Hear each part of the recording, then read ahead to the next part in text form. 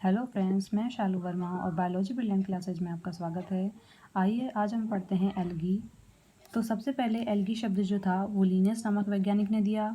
उसके बाद शैवालों का अध्ययन फाइकोलॉजी या एल्गोलॉजी कहलाता है। Father of phycology F E Fritsch कहलाते हैं और father of Indian phycology MOP Iyengar कहलाते हैं। उसके बाद आते हैं जनरल फीचर्स।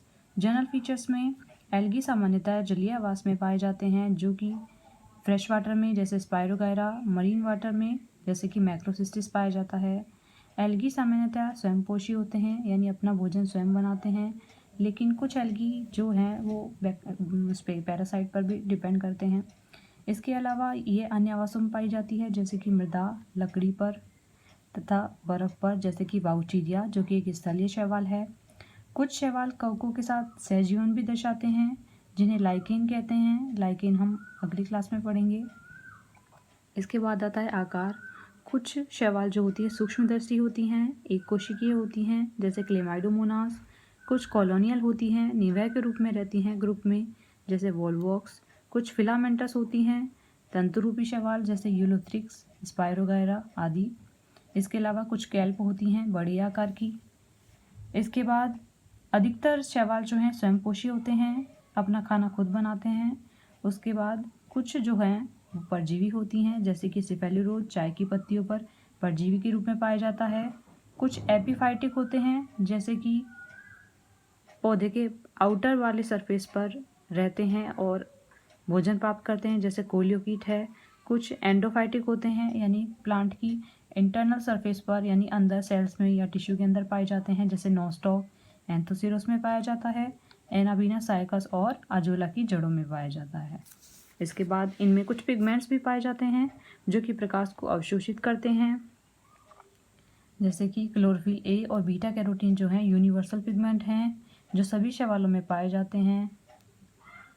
इसके बाद आता है सेल वॉल। सेल वॉल जो है सेलुलोज की, पेक्टिन की, एल्जिन की और पॉलीसल्फेट एस्टर्स की बनी होती है। इनमें स्टोर फूड मटेरियल्स जो होता है, ग्रीन एल्गी में स्टार्च होता है, और इसके अलावा जो रेड एल्गी वो ब्राउन एल्गी होती है, ब्राउन एल्गी में मैनिटोल और लैमिनेरियन होता है। रेड एल्गी में फ्लोरिडियन स्टार्च होता है।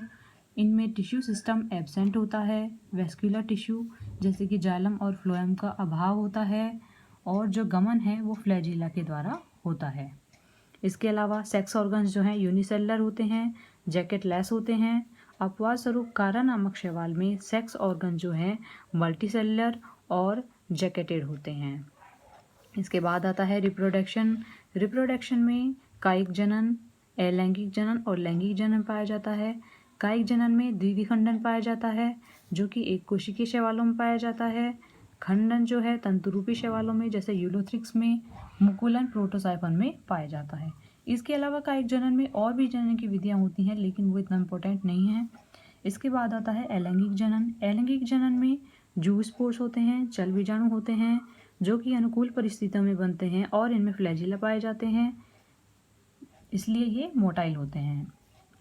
अदर स्पोर्स में जो कि प्रतिकूल परिस्थितियों में जनन होता है, उनका प्रतिकूल परिस्थितियों में बनते हैं, जैसे कि एप्लेनोस्पोर, ओटोस्पोर और हिप्नोस्पोर, एकाइनीट, ये नॉन मोटाइल होते हैं क्योंकि इनमें फ्लैजिला नहीं पाया जाता।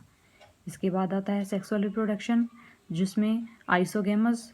आइसोगेमस मतलब होता है समयुग्मकी, यानी फ्यूजिंग गैमेट्स जो होते हैं, जनन में भाग लेने वाले नर और मादा होते हैं, वो आकृति में समान होते हैं, जैसे कि स्पायरोगायरा, क्लेमाइडोमोनास, डिबेरियनम और क्लेडोफोरा आदि। इसके बाद आता है एनाइसोगेमस। एनाइसोगेमस में फ्यूजिंग गैमेट्स आकृति में अलग अलग होते हैं, जैसे कि क्लेमाइडोमोनास ब्राउनी। इसके बाद में आता है ओगेमस। ओगेमस यानी कि अंडयुग्मकी, जिसमें जो मेल गैमेट होते हैं वो मोटाइल होता है और जो फीमेल गैमेट होता है वो नॉन मोटाइल होता है।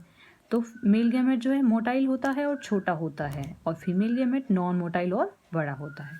एग्जाम्पल के लिए वॉल्वॉक्स और फ्यूकस। इसके बाद आते हैं सेक्स ऑर्गन। तो एल्गी में पाए जाने वाले जो सेक्स ऑर्गन होते हैं, इसको हम एंथ्रीडियम कहते हैं, जिनको हम ग्लोब्यूल भी कहते हैं, और जो मादा जननांग हैं उनको ओगोनियम या न्यूक्यूल भी कहते हैं। इसके बाद जो शैवाल होते हैं, एल्गीज होते हैं, इनमें जो हैप्लॉइड प्लांट बॉडी पाया जाता है, अगुणित पादप पाया जाता है, एन होता है। तो जो शैवाल होते हैं उसमें थैलस पाया जाता है, यानी इनका पादप जो है जड़ तना पत्तियों में विभेदित नहीं होता, थैलस होता है। और जो थैलस होता है वो गैमेटोफाइट यानी कि युग्मोद्भिद पीढ़ी इसमें प्रधान होती है।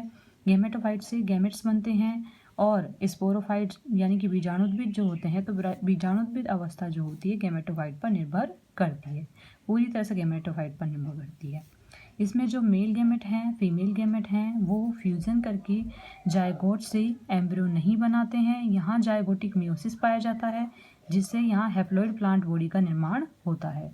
तो इसीलिए जो एल्गी होते हैं उनका जो लाइफ साइकिल है वो हैप्लॉन्टिक प्रकार का होता है, अगुणित जीवन चक्र होता है। अपवाद स्वरूप फ्यूकस नामक एल्गी में जो लाइफ साइकिल है वो डिप्लॉन्टिक होता है, द्विगुणित प्रकार का होता है। इसके अलावा जो गैमेटोफाइट जो जनरेशन है और स्पोरोफाइट जनरेशन है, ये अल्टरनेशन ऑफ जनरेशन यानी पीढ़ी एकांतरण दर्शाती है। पहले अगुणित, फिर द्विगुणित, फिर अगुणित, फिर द्विगुणित, इस तरह से दर्शाती है। तो आज का टॉपिक यहीं ख़त्म होता है। अगले पार्ट में हम एल्गी के क्लासिफिकेशन के बारे में पढ़ेंगे। Thanks for watching.